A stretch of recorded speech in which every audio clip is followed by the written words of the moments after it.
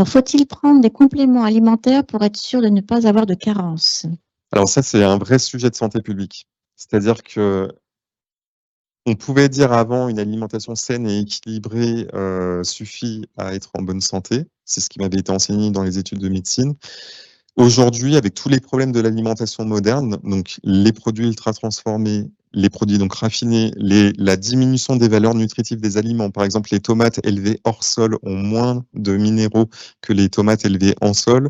Donc les produits hors saison, des produits, enfin voilà, il y a donc le conditionnement.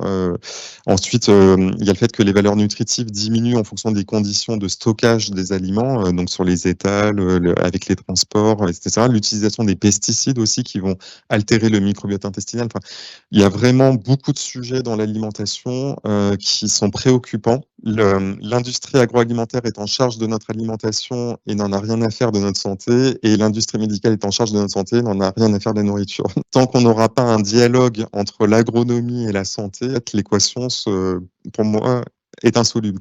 Donc, un complément alimentaire ne remplace pas une alimentation saine et équilibrée. D'ailleurs, c'est un étiquetage réglementaire sur tous les sachets de compléments alimentaires. C'est écrit noir sur blanc, donc le complément alimentaire ne remplace pas un mode de vie et une alimentation saine et équilibrée.